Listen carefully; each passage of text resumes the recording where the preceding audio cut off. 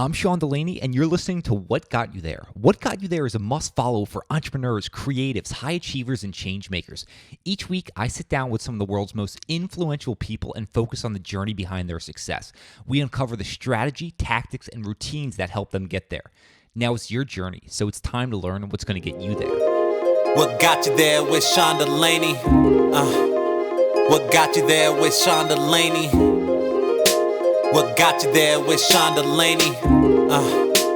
What got you there with got you? Speeding up that feedback loop, having instantaneous knowledge. Nope, not quite right. I'm going to do it this way. Oh yeah, that's better. And then they go on from there. Enormously valuable. Versus, the skill acquisition equivalent of stumbling around in the dark without a flashlight. Like, you're going to bump into all of the walls and furniture. You don't have a choice. Like, knowing what you're trying to do and being able to self-correct. Once you get to that step, everything is easier. Josh Kaufman is the best-selling author of books on business, entrepreneurship, skill acquisition, productivity, creativity, applied psychology, and practical wisdom. His unique multidisciplinary approach to business mastery and rapid skill acquisition has helped millions of readers from around the world learn essential concepts and skills on their own terms. His best-selling book, The Personal Mba 10th Anniversary Edition, is out now. Josh, welcome to What Got You There. How you doing today? John, it's great to be here. Thanks for having me. Oh, no. And anytime I get to talk to someone that I've already learned a lot from, it's one of those things that just really stimulates me. And I know you're a huge fan and believer of cognitive tools and mental models as just a guide to better thinking. And we're always looking for better ways to think. So I'm just wondering, what made you start diving into cognitive tools and mental models in the first place? The original interest or impulse was that I wanted to learn more about business. I wanted to get better at my job. I wanted to make sure it was just getting out of college, starting at the beginning of my career. And I had this big job and I wanted to do a good job. And so a lot of the early research was, I had a business undergrad, and it was interesting, but I felt that it wasn't complete in a sense. Like, I had the very distinct experience of going through this entire program and realizing that never once was there an attempt to define what businesses are and how they work at some fundamental level.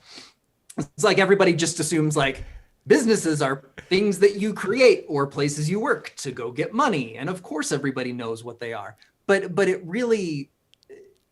it wasn't satisfying. Like, I didn't feel like I had a good working fundamental knowledge. Like, what makes a huge business and the smallest garage startup that is just like taking its first steps towards making something? Like, what do the two of those things have in common? What makes a business a business? And so at that time, I was doing a lot of reading, doing a lot of research, trying to figure out the answer to this question. And I came across a gentleman by the name of Charlie Munger, who most people probably haven't heard his name, don't know who he is. They are aware of his business partner, whose name is Warren Buffett, and is one of the wealthiest people in the world. And one of the reasons Warren Buffett is as wealthy as he is because specifically he worked with Charlie Munger.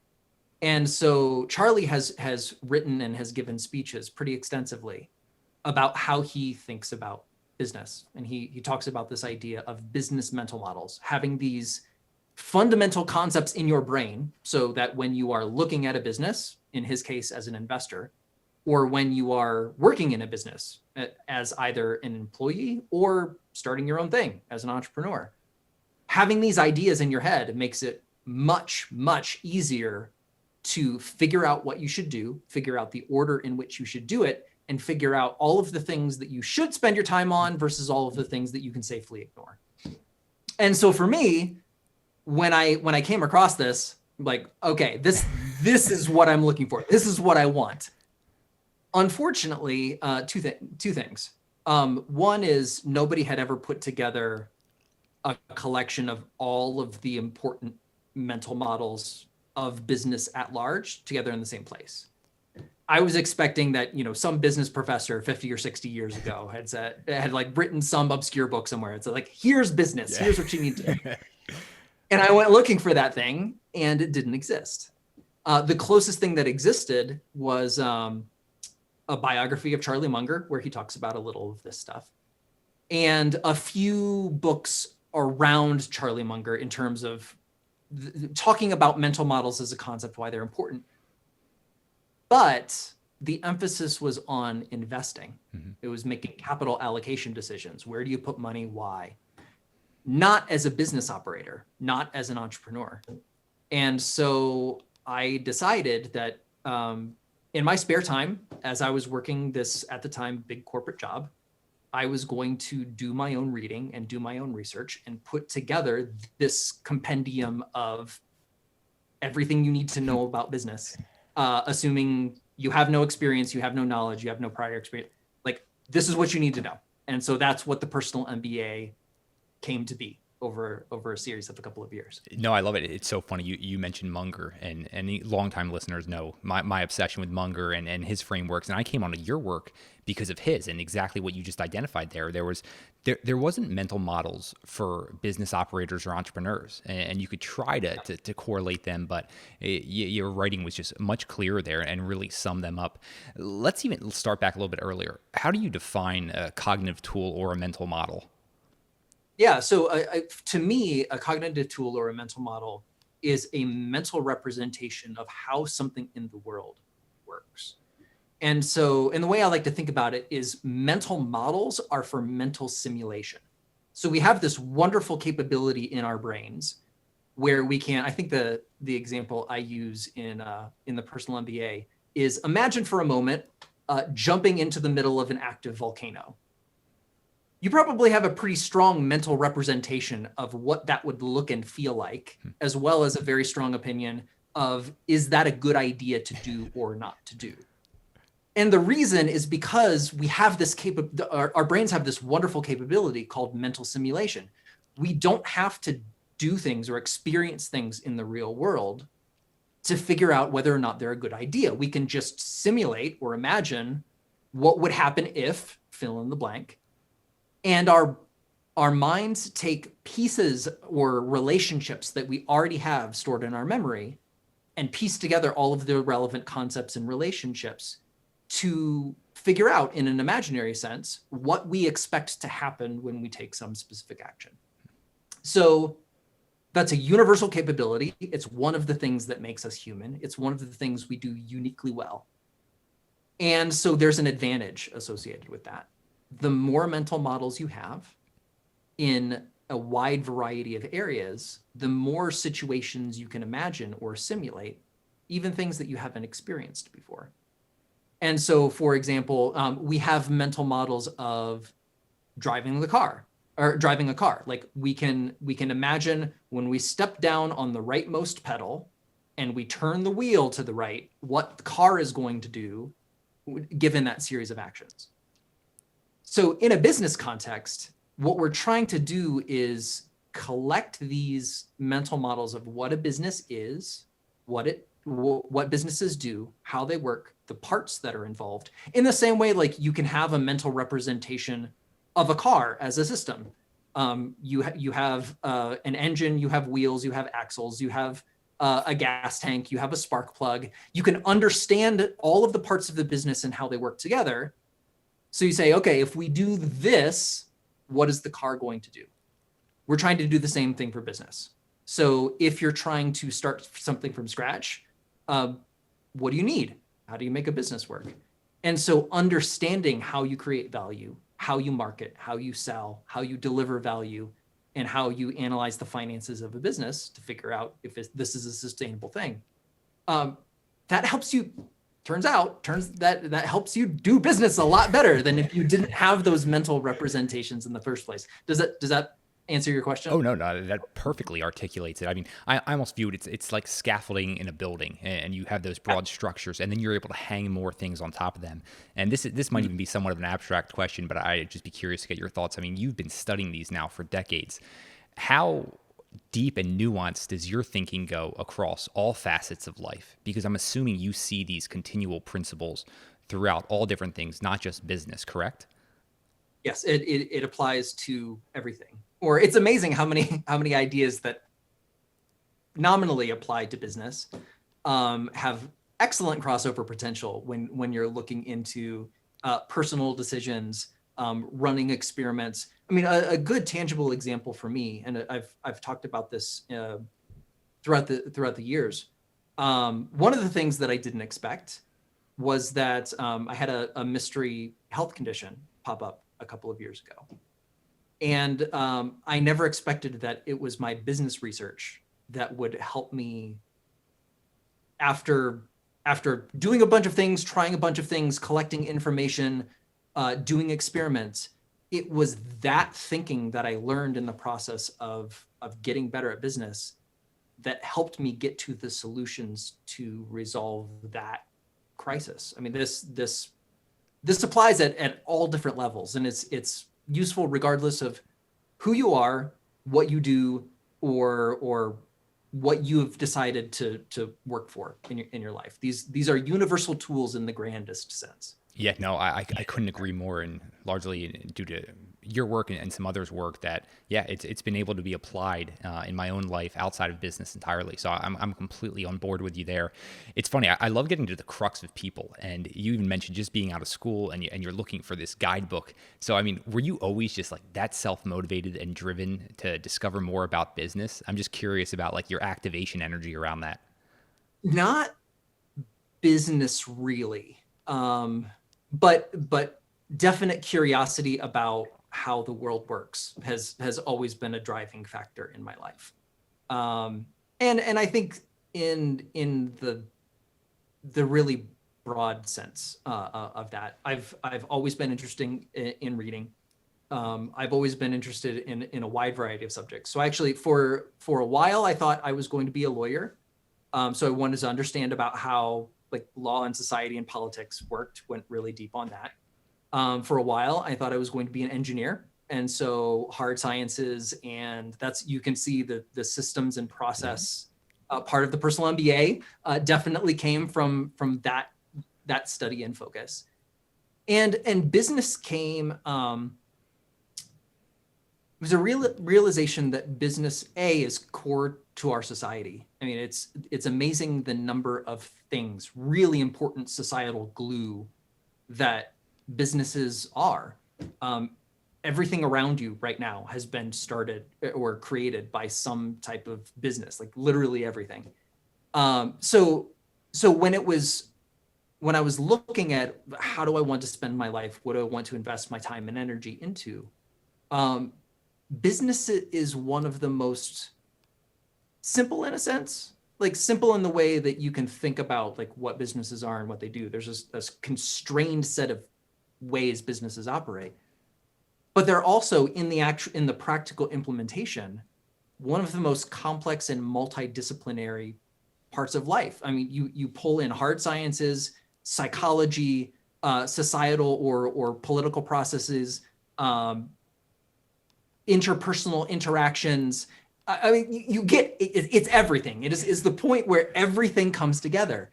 And so to me, once I started learning more about business and how important it is and how important it is to do well, I decided that, yeah, this is something that is a topic deserving of going really deep into.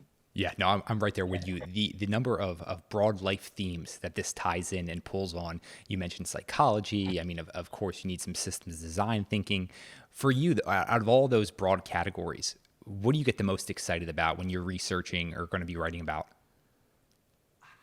I think it's actually the psychology part of it, which seems a little weird. So one of the things that I've heard, so the Personal Mba is turning 10 as a book, and the project existed 5 years prior to that. So I've been working on this for 15 years. And so some of the early feedback that I got about the Personal Mba were from folks who had more of a business background. They said, all this stuff, the marketing, the sales, and the finance, like that's all great. why do you start talking about psychology here? Because that just seems to be like a completely different subject. Like, why blend them?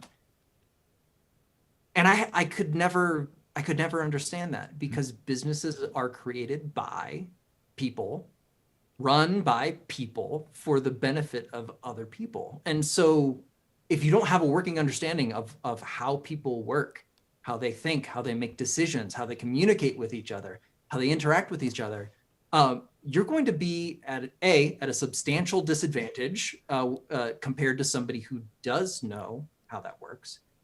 And B, you're going to have a lot more issues, practical day-to-day issues with things like hiring, working on, with other people on teams, even just managing your own day-to-day work and psychology. It's going to be way more difficult if you don't have a good understanding of how people work.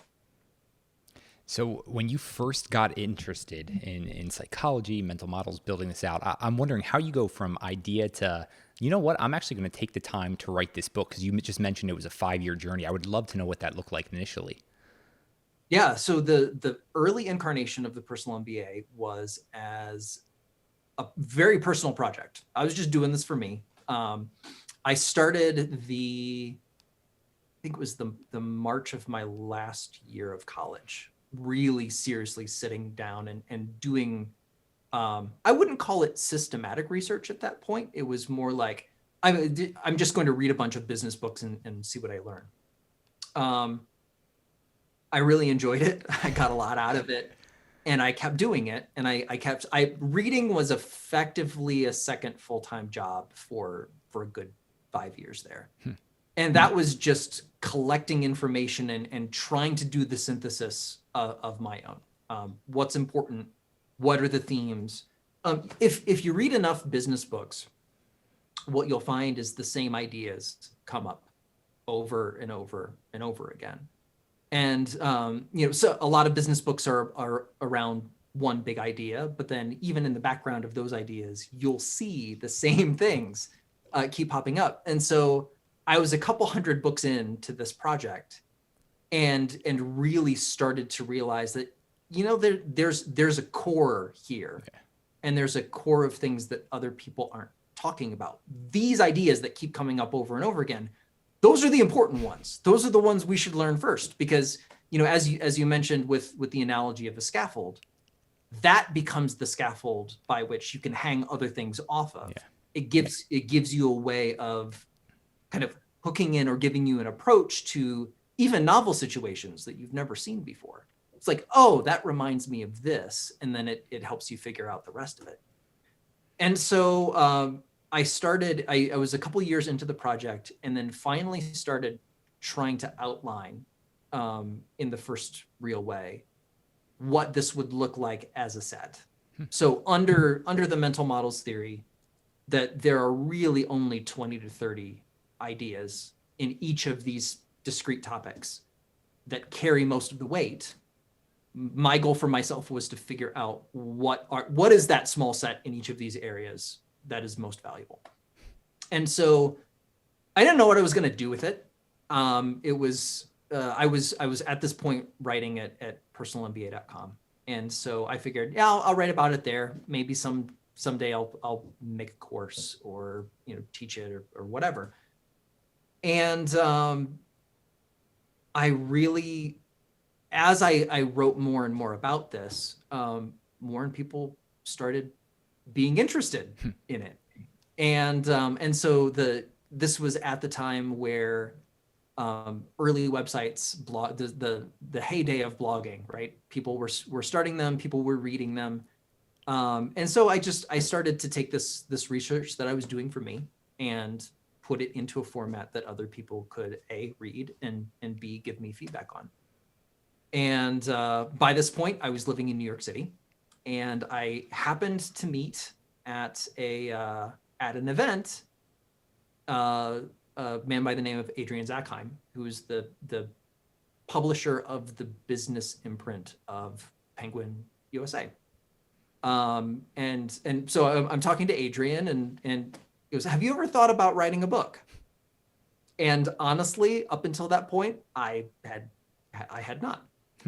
And so he's like, this might be interesting. So the way the book came about is after meeting Adrian that afternoon, I went home and I wrote one of the longest emails that I've ever written in my life. Just imagining like what this could look like. And I didn't have any experience with the publishing industry. I didn't know that what I was doing was basically writing a book proposal. And so I sent this to Adrian. He got back to me the next morning and he said, I'd like to introduce you to David Moldauer, one of our editors. And I think the two of you should sit down and take a look at what this might be. And that's how the Personal Mba as a book came to be. And then 15 years later, it's funny, I didn't plan on asking this at all, but I'm just even wondering around the serendipity. I mean, right? Like what were the chances of that? I'm wondering how you've identified serendipity at other points in your life or luck. Yeah, I think there's an element of luck and preparation that I think goes into all this. So now, having a decade's worth of experience, writing and in publishing and doing all of these things, I was pretty ideally positioned to write a book on this specific topic. That wasn't my goal going in, and I didn't know it at the time. It took somebody else to realize that. But looking back, all of the pieces fell. It was a beautiful game of Tetris. All of the pieces fell into the right place at the right time, with the right people, in a way that worked out really well for everyone involved. I think that had I not done the early research or had this very personal, meaningful project going on for 5 years, that very much would not have been the case. And so, I think there's an element of your knowledge, your skill, your life experience, all of that accumulates. And then there can be instances in the world where you happen to be the key that fits this very convoluted lock. And the key and the lock come together at exactly the same time. So yeah, the world is wonderful and there are opportunities everywhere.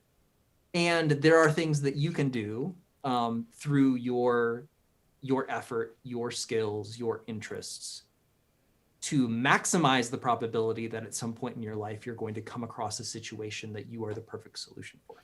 Yeah, life's really fun when you happen to have that key that's the perfect fit for that lock. So you mentioned even just reading hundreds of books. I can only imagine the number of biographies or just examples of great titans of business and leaders across all of them. I know you've mentioned that business can even be simple. So what is it about them? What is it about some of these leaders like a Munger or a Rockefeller that's able to create so much?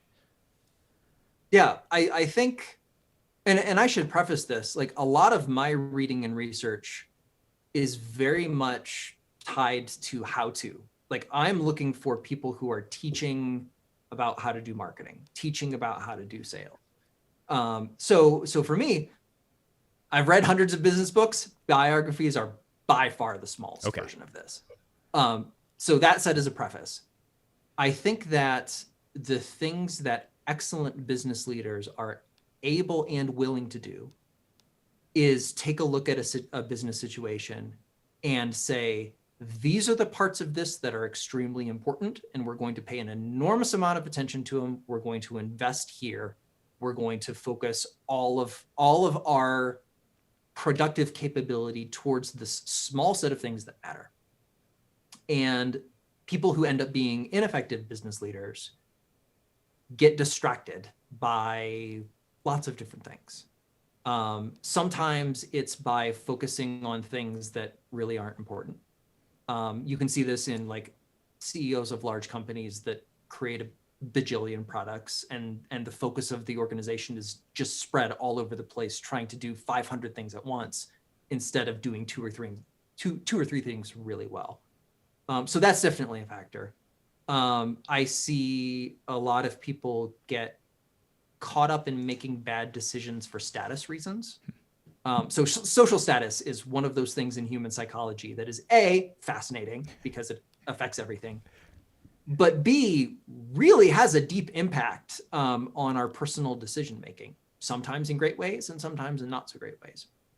And so the classic example from an entrepreneurship standpoint is, I want to start a business, so I need to make a logo and I need to make fancy business cards, because that is the thing that's going to determine my success or failure in this venture. We see it all the time. And part of that is natural, because we want to look good in front of other people. In many senses, starting a business or becoming an entrepreneur, which is a more statusy identity way of saying starting a business, right? It feels like stepping into a new role. And there's a social communication aspect of wanting other people to know that we're now doing this thing and that we take it seriously and we intend to do it well. But when you focus too much on those considerations, you tend to start making some, in the moment, not so great decisions, expensive decisions, costly decisions from an energy or capacity standpoint, in the effort of looking good in front of other people. So think like the CEO who acquires another business, not because the business is a wonderful fit for whatever their current company happens to be doing, but because it looks good to other CEOs that they're acquiring this big business and they've doubled their head count. Like, no, that is not the path to success. So yeah, I think being able to take a step back, both from a cognitive standpoint, understanding what's important and what's not, but then also an emotional standpoint of feeling, even being able to recognize certain feelings that may be distractions instead of benefits, or maybe complications that are unnecessary, is something that separates people who end up being really good at business from people who end up being mediocre or actively terrible. Yeah, that uncanny ability to zoom in, zoom out, to figure out the signal there from the noise. I'm wondering, as an author and an entrepreneur yourself, a business leader, how recently have you seen yourself falling into this trap? Does that at all happen to you? Every single day. I'm right there with you. Yeah, we're human beings. One of the things that I talk about early on in the human mind section of the Personal Mba is that our biology is ancient and our modern context is very new. And so things that served us well to keep us alive, to find us food, to find us mates, to keep us functioning and existing in the world, in a modern context, not so great, or can be applied in ways that don't get us what we want ultimately. A good example of this is social media. So the human brain has a built-in preference for novelty. Novelty attracts our attention. It sustains our attention. So if you have to pay attention to the same thing that doesn't change over and over and over for hours and hours and hours, your brain's going to have a really difficult time doing that.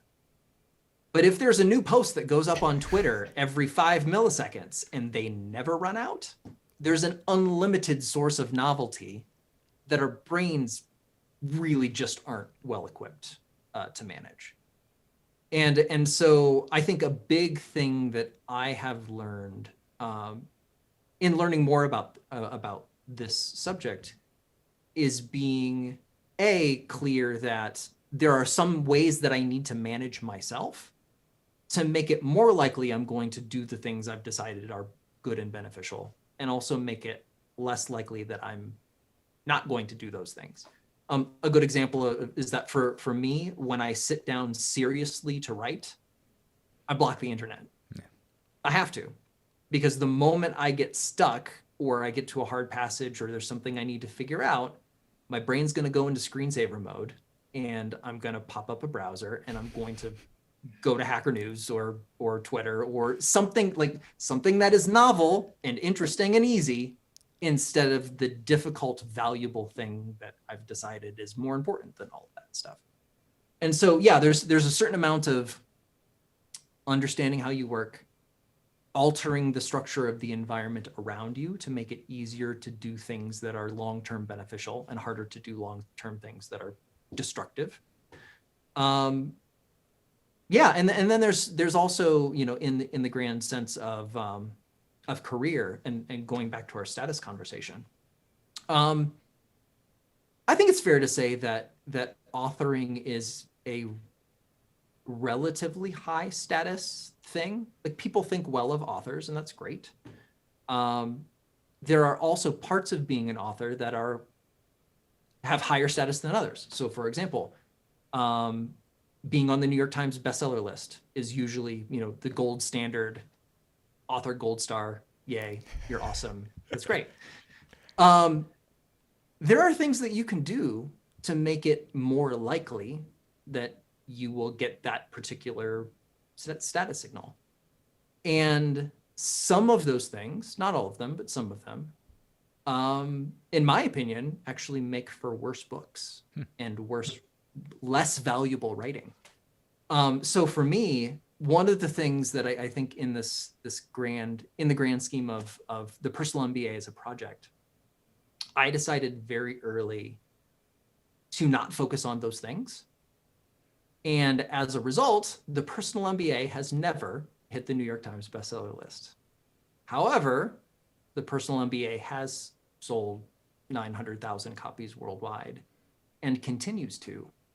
And I think that's because I chose to optimize for the long-term, valuable, important thing, and to ignore the shorter-term emotional gold star that in the long run wasn't going to make as much of a difference. Does that make sense? Oh no, it makes perfect sense. And many of the listeners know, I mean, I'm a huge advocate of playing the long-term games. Even if short-term, you might miss out on some of those early signals. But no, that really resonates, and I identify completely with that.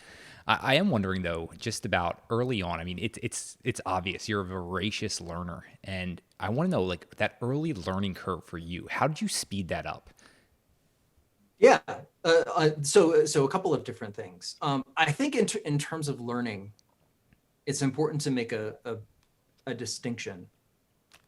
When we talk about learning, we usually think about it in the sense of like getting better at stuff, where stuff is kind of this big amorphous blob of improvement. And I like to think about it in a couple of ways. So learning is based on knowledge. So conceptual figuring out or having a more accurate picture of how the world around you works. Skill is the ability to do something in the world that has a specific desired end result. Okay. And the way that you acquire knowledge and the way that you acquire skill, two very different things, with different processes associated with them. So the Personal Mba was a knowledge project. Yeah.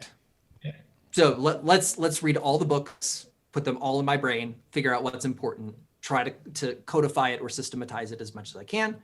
That's good. My second book was a desire to figure out what the skill acquisition part of that picture looked like. So that became my second book, called The First 20 Hours, which was a book about how to go through the skill acquisition process as quickly, effectively, and efficiently as you can.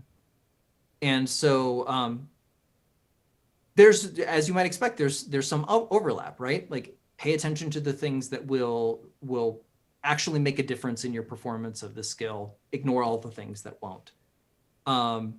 Actually sit down and do the practice. And then before that, taking a step back and figuring out, what is it exactly that you want to be able to do? What does that look like? Do you have an accurate mental representation of what skill looks and feels like from the inside? And then how can you practice in a way? So avoiding all of the psychological pitfalls in terms of thinking about practicing, wanting to practice, intending to practice, not actually sitting down and practicing. So on the behavioral psychology side, how can you get yourself to sit down and do the work, do the practice to acquire the skill, but then also get to the point where you are able to look at your performance as you're practicing and self-correct, because that's the part of the process where you start to see very rapid improvement. You know what you should be doing, you try it, it doesn't work, but you're able to figure out based on what you're seeing why it's probably not working, and you change your approach and you try it again. And once you get into that loop, acquiring skills becomes much, much faster and much, much easier. Yeah, Josh, I would love, do you even have a specific example of either yourself or someone else building in a feedback loop like that? Yeah, good. So the first 20 hours is organized in kind of two main parts. So the first part is, here's the theory. Here's what cognitive and behavioral psychology research says about how can we learn things quickly. And then the back half of the book is all case studies of me learning to do completely brand new to me things that I have never done before, and testing the model to make sure it works. Spoiler, it works really well. So a good example of this is I learned how to touch type using a completely different keyboard, which I wanted to do for a couple of different reasons. A, I type a lot, so having a more efficient keyboard layout, better on your hands, good long-term thing for me.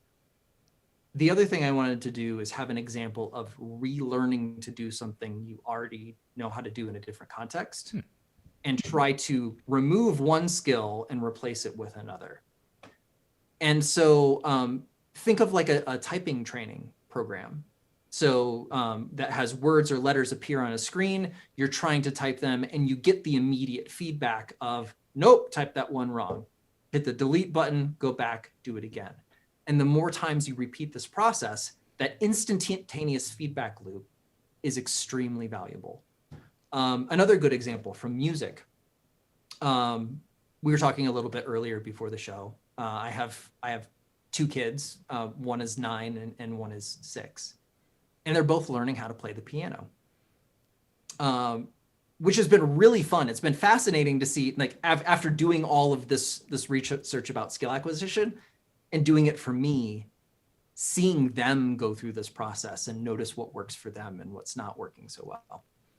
And one of the things that has worked really well is we use a program that emphasizes listening to the music that they're going to be practicing or they're going to be playing well in advance of ever playing it. And so you have at the time, back in the day, there were CDs, now it's MP3 downloads, but you have them listen to this over and over again, usually, at night as they're getting ready to bed, as they're falling asleep, things like that. And you would think it's like, it's not some voodoo, the music is soaking into their brain. Like, no, that's not how it works. The reason that's important is when they're sitting at the piano practicing and they play a wrong note, they know the note is wrong immediately and can correct it right there because they know what it's supposed to sound like. And so just having that step of speeding up that feedback loop, having instantaneous knowledge. Nope, not quite right. I'm going to do it this way. Oh yeah, that's better. And then they go on from there. Enormously valuable. Versus, the skill acquisition equivalent of stumbling around in the dark without a flashlight. Like, you're going to bump into all of the walls and furniture. You don't have a choice. Like, knowing what you're trying to do and being able to self-correct. Once you get to that step, everything is easier from there. I always love hearing about skill acquisition, and then even what you were referring to earlier about like that broad knowledge acquisition. It's always so interesting to see the different components and ways people adapt them and incorporate them. And you mentioned before, those reoccurring themes keep happening, which, I mean, that's one of the reasons your work's so helpful in so many ways. I would love to know, as you're revisiting the Personal MBA after 10 years, what was that process like, kind of going back through and uncovering things that needed to be updated and things to add? How is that as an author? Interesting. Probably the best way I could put it. So I was really glad to have the opportunity, partly because, I wrote very specifically the Personal MBA to be as evergreen as I could make it from the very first edition. Like, that was an explicit goal of the book. I want people to be able to read this 50, 60 years from now, 100 years from now, 200 years from now, and it should still be relevant. It should still be accurate. So taking a look 10 years later, I'm happy to say that that was mostly the case. There were a good example of some things I needed to update. I think there was a mention in the first 2 editions, because the second edition came out in 2012. Netflix was still mailing DVDs back and forth in the mail. Like, ooh, I need to update that one. So, you know, some of what you would expect, like references becoming dated, some examples being really good. Good example, like I think Netflix is a good example of a shared resource type of business, which I talk about in the value creation chapter. And a good, it's always interesting writing about business. You're trying to find examples that are perfect representations of the concept that you're trying to get across, but then are also ubiquitous enough that everybody has some experience or knowledge about what they are. So you don't have to like waste a lot of words in background or explaining around it. But then they also have to be unique enough to be interesting and novel and maintain the reader's attention. So there's an interesting tightrope that happens there. So part of it was updating examples. Part of it was removing things, a couple of things. I'm sure you've heard of the replication crisis in psychology, where all of these studies from the past few decades, when researchers go back to try the study again to make sure with modern statistical methods, if those studies actually say what they say, or if what they're representing is actually true, turns out, no, not many studies for various reasons don't hold up under intense scrutiny. So one of the things that I wanted to do with this edition was go back to some of the cognitive and behavioral psychology that I reference and make sure that, yes, what is in the book is indeed, you know, to the best of our psychological knowledge right now, accurate and true. And so for the most part, really good grade on that. I think there were 2 concepts that I took out or substantially refactored based on the most recent knowledge and experience we have. The third thing is I added a few concepts that should have been in the first edition, but for whatever reason, I didn't put them there. So a good example of that is in marketing. So one of the oldest and most effective marketing techniques that exists is demonstration. Showing something working, showing something producing a particular result. This goes back to the dawn of human civilization. And for some reason, I don't know why, it was not on my list of things that I included in the marketing section of the book. And so it was really nice to have a chance, with the benefit of time and distance and experience, to go back and look at the entire book as a whole and say, okay, what are the things that I want to change? What are the things I want to add? What are the things that I can refactor in a way that might be more clear or more useful? So the examination of social status, I took it out of one section and I broke it apart into a couple of different concepts, and then I included those in a different way to make the introduction and application a little bit more clear and useful to the reader. And so, yeah, it was a good example, or a good opportunity to go back and take a comprehensive look at everything. And I'm a different writer than I was a decade ago. Yeah. And so I probably removed 5,000 adverbs that were completely unnecessary. And but you know, that's the kind of thing, like, I think when you're a beginning writer, I don't know if this is true for everybody, but at least for me, there's a way that things sound in my mind when I'm writing. And my impulse was to embellish or emphasize to make sure that the person on the other end who is reading this, it sounds the same in their head as it sounds in mine. And so, italicizing things and adverbs and trying to communicate exactly how I think or feel about something.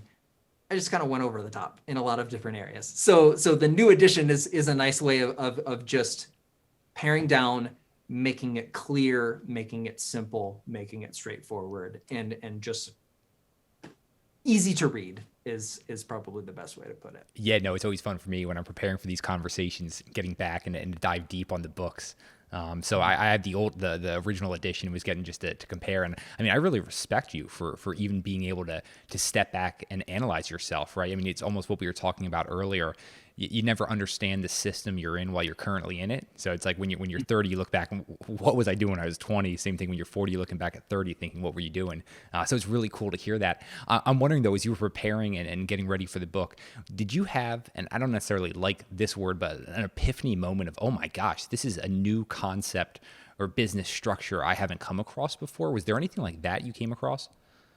I don't think so. I think the closest things, and I think they more fall into the territory of could have or should have been in the first two editions that I just now had the opportunity to add.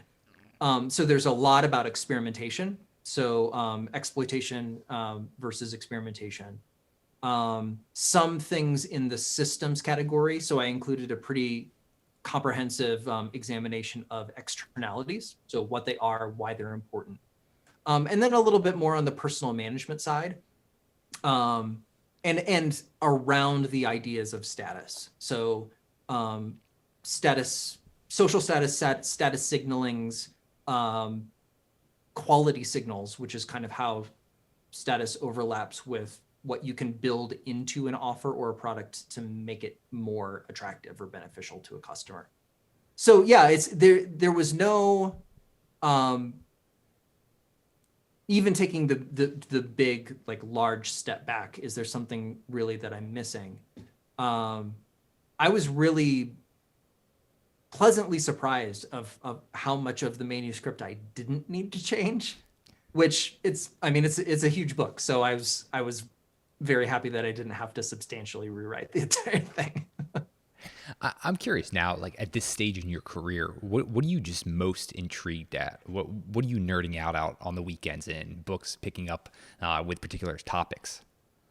Yeah, I have always been a big reader of philosophy, and I find myself reading more and more of that. There are two books that I always come back to in that vein. Which is the Art of Worldly Wisdom by Balthasar Gracian, and The Waste Books by George Christoph Lichtenberg. I love those two books, and I think what I love about them is, aside from the content, which is interesting and perceptive, two very smart and connected people in their respective centuries. I think it's 16th and 17th century, respectively. But you get the sense of like a very smart, driven person looking at the world around them and trying to make sense of it and do whatever it is that they do better. Like I love those kinds of books.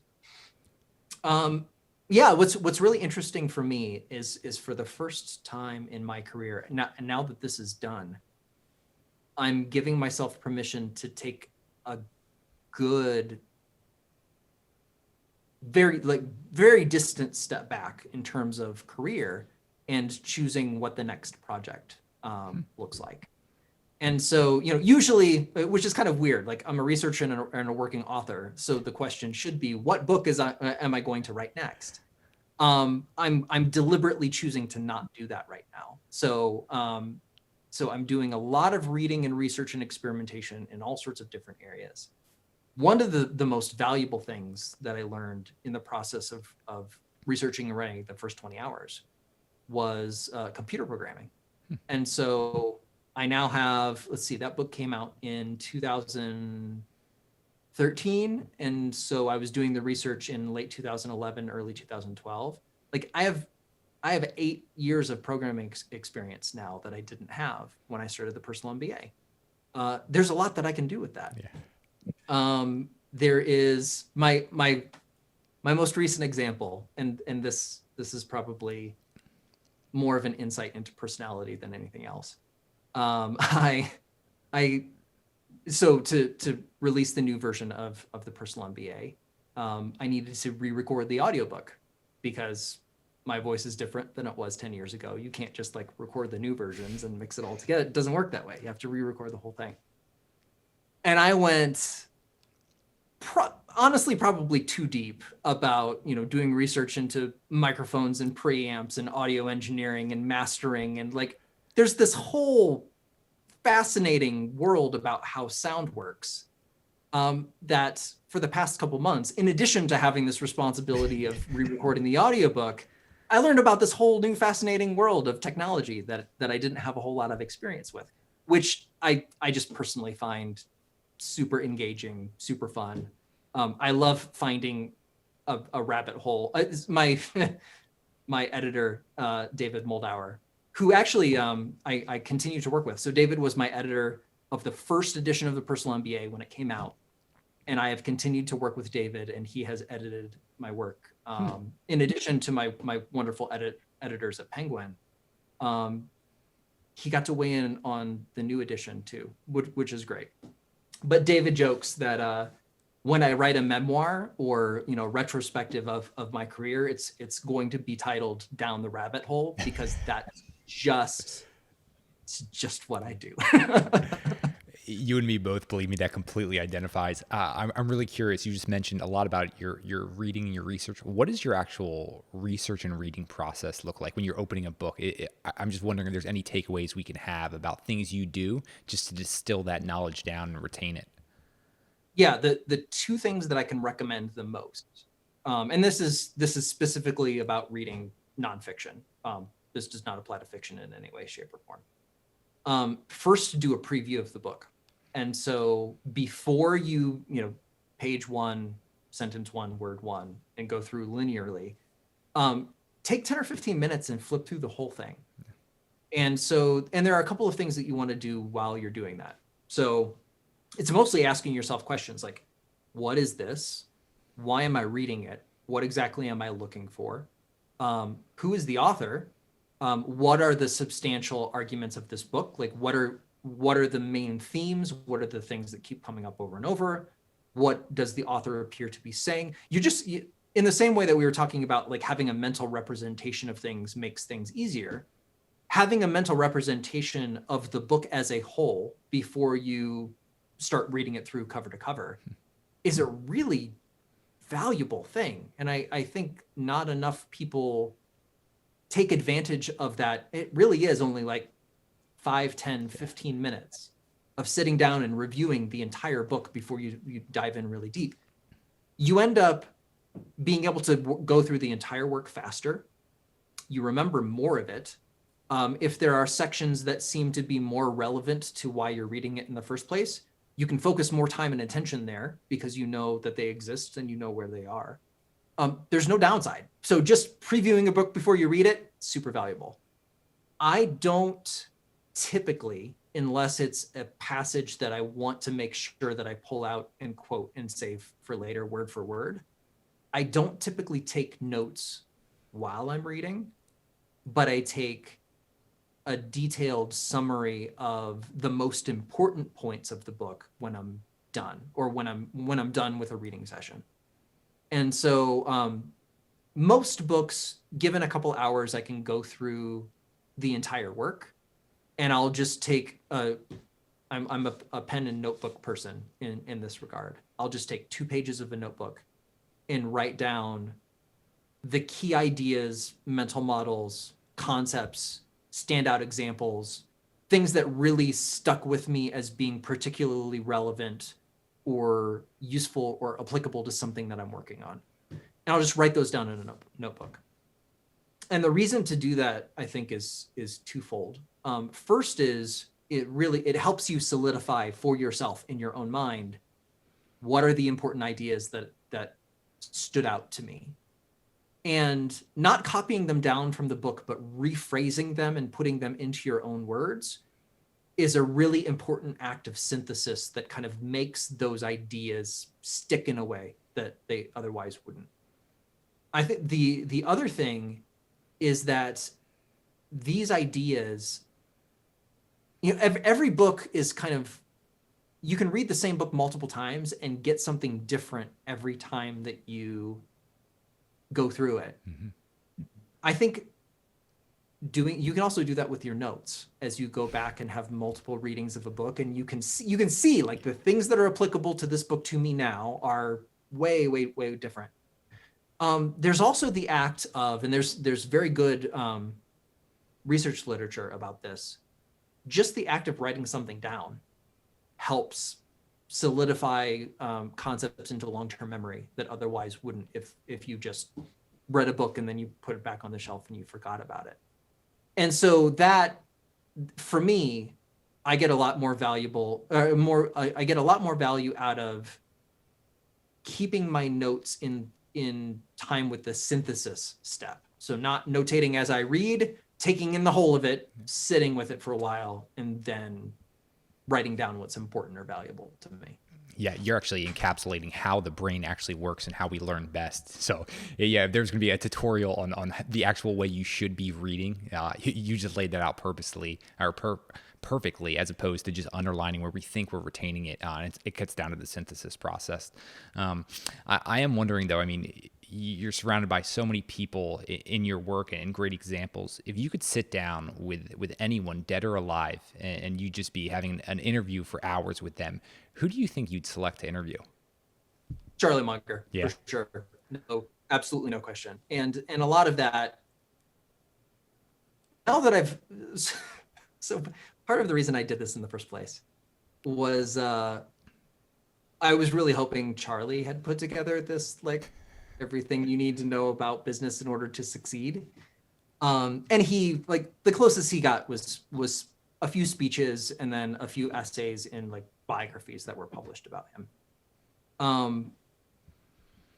But his conception of everything you need to know in order to succeed in business didn't exist. So that was part of the impulse to make my own. Now that I have, in retrospect, I'm really curious about, if he were to do such a thing, what he would include in it and how they might be similar and how they might be different. I think that would be a fascinating conversation. No, that certainly would. You guys could sit down, compare the notes throughout the evening. Yeah. So say someone's going to go out there, they're going to pick up the Personal Mba.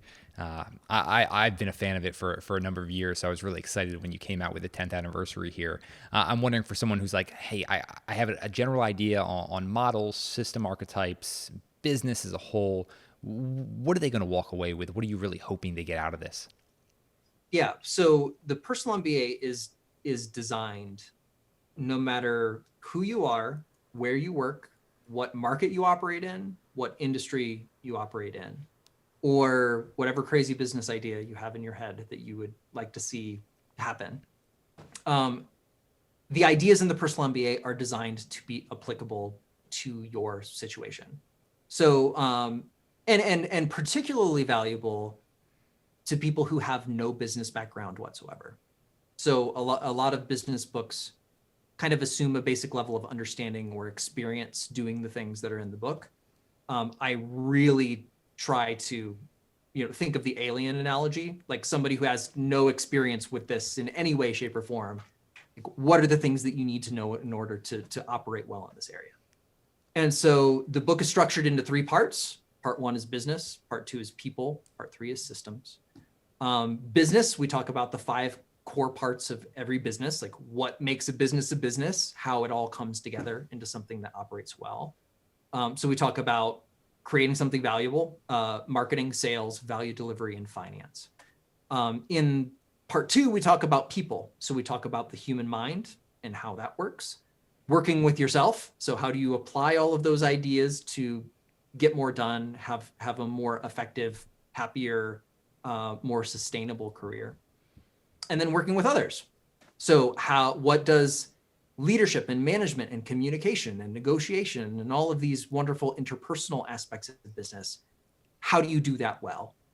As well as, given some of the more recent research into cognitive bias, how do we avoid making some of the most common mistakes that we know humans' brain reliably and predictably make in certain circumstances? How can you be on the lookout for those areas, kind of the danger zones of pitfalls, things to avoid, things that you can have a better experience by not falling into the same hole that everybody predictably falls into in certain ways? And then systems is really about how to understand an operating business at a much larger scale, to be able to pick apart, identify different parts, understand what's going on, be able to analyze how the system is operating while the system isn't operating, and then be able to improve parts of that system to get more of what you want and less of what you don't, as well as avoid changing the system in ways that are going to provoke unanticipated or unintended consequences that get you more of what you don't want. And so I think the goal of the book overall is that by the time you're done, you should have a collection of accurate, useful, simple, clear ideas about all of these important aspects of modern business practice. And so you'll be able to do two things. One is that you'll be able to, in an active business situation, starting your own business or in having a problem at work or trying to figure something out, you should be able to notice when there's something in your world that reminds you of something that you've read before. Mm-hmm. It's like, oh, okay, this is a confirmation bias problem. I know what that is. I know what to do about it. And if the level of detail that is in the Personal Mba is helpful but not comprehensive in terms of what you're trying to do in this particular circumstance, you should know exactly where to go to get more information or knowledge or experience about it. So a good example for entrepreneurs is market research. Super deep topic, many books written about it, very good ones. I can only go into so much detail in the Personal Mba. So you should know the basic high-level overview of what market research is, how you do it, the types of questions that you ask, and how to get good data from research. And if you need to go deeper than that, here are 3 books that'll help you get what you're needing. And you don't have to do all the hard research yourself. Oh my gosh, I love that. You always know a well-trained author can articulate their book incredibly concisely, and that was awesome. And the listeners know cognitive biases, personal leadership, everything's just checking the boxes in terms of what I love. And what I really enjoyed there is you bring up, when you are presented with these scenarios, it's almost like a little buzzer's going off in the back of your head that, oh, this is familiar. And I think that's what's been most helpful. So I really do appreciate that. Of course, we're going to have the book linked up everywhere they can get it. Anywhere else you want the listener staying connected with you? Anything you want them checking out? Yeah, so 2 places. You can go to, if you want to get a preview of what's inside the Personal Mba in terms of concepts and structure, you can go to personalmba.com. Everything is there. Feel free to poke around. And I think if you're a podcast listener, Audible is running a deal that if you sign up for Audible, you can get the Personal Mba for free as a download. So if that's interesting, you can definitely check that out. In terms of my personal research and new projects, the things that I'm poking around on, my personal website is joshkaufman.net. And you can find essays, research, as well as links to my other 2 books, The First 20 Hours and How to Fight a Hydra. Awesome. Well, Josh Kaufman, I cannot thank you enough. Congratulations on the 10th anniversary of the book. And thanks again for joining us on What Got You There. John, it's been a pleasure. Thanks for having me. You guys made it to the end of another episode of What Got You There. I hope you guys enjoyed it. I really do appreciate you taking the time to listen all the way through. If you found value in this, the best way you can support the show is giving us a review, rating it, sharing it with your friends, and also sharing on social. I can't tell you how much I appreciate it. Looking forward to you guys listening to another episode.